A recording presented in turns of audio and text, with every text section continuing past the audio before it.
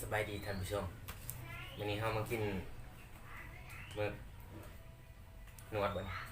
พี่ชินวดมาแล้วท่านผู้ชมเลยหลังจากเราหายไปโดนเราก็บ่มีเวลาเฮ็ดคลิปเลยเราก็มาแต่ทำงาน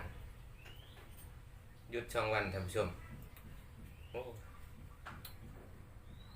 หยุดบ่มีเวลาเลยฝนก็ตกมากินนำกันลงมือเลยดิโอ้เหนียวอ่ะลองชิมกันแจ่วห้องคนๆเลย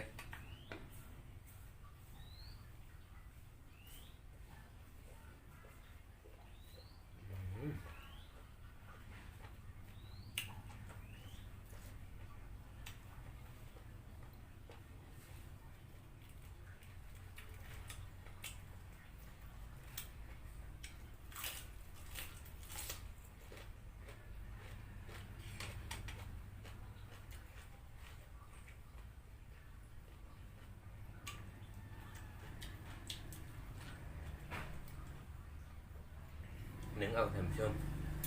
มาพ่อแม่พี่น้องกินนำกันว่าสิอยากบ่มีเวลาเอาแบบง่ายๆเลย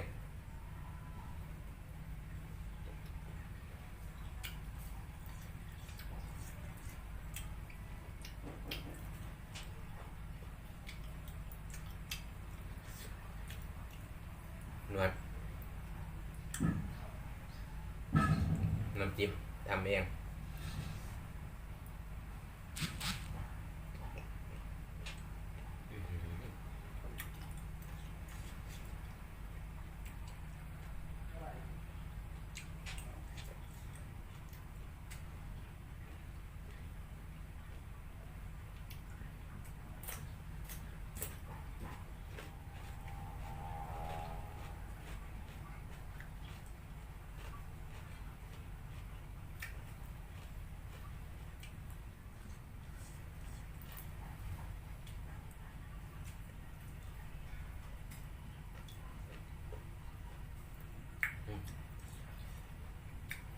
นวดมึงไง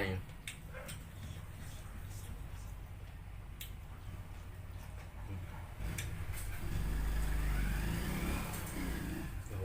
ใหญ่เลย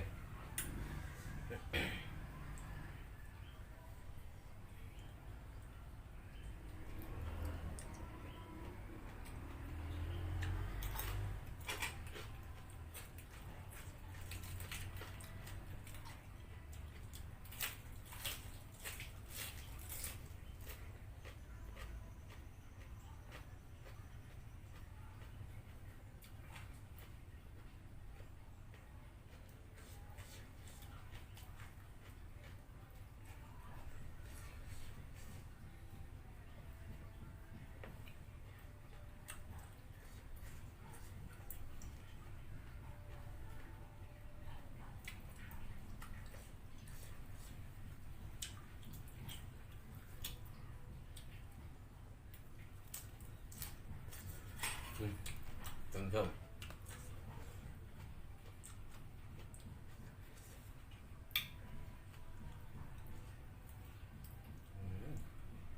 นวดมึงไง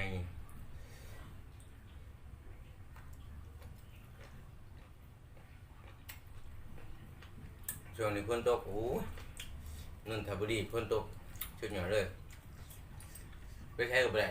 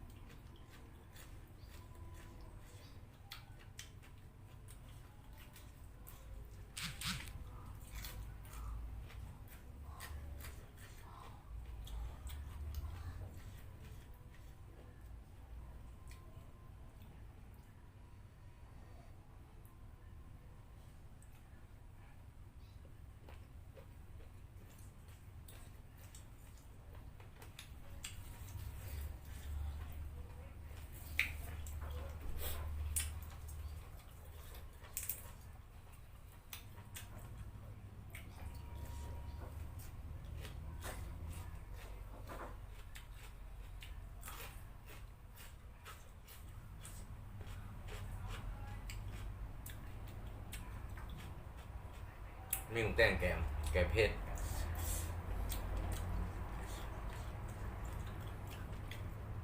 เผ็ดต้องกินตัวนี้ไม่แห้งเปรี้ยว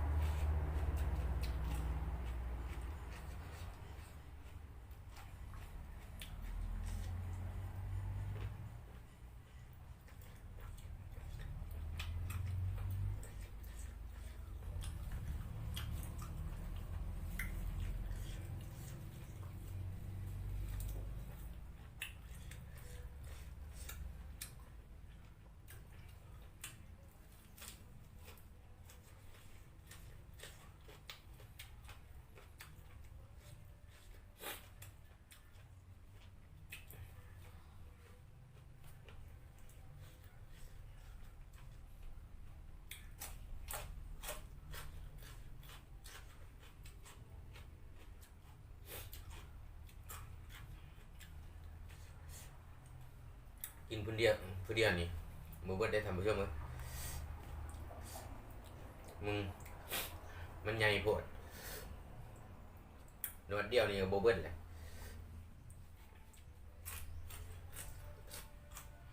ว้ายเผ็ดอืม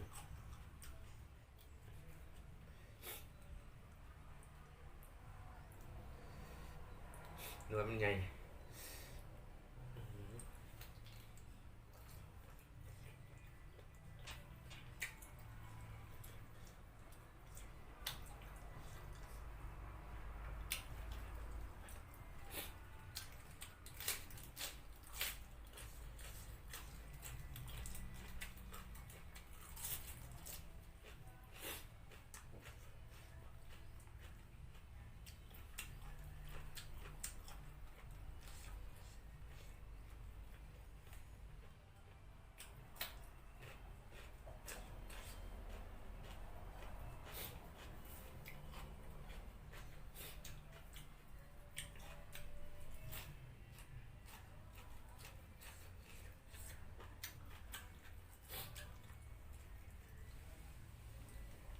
ห่อเลยห่อแบบกินเมียงเลย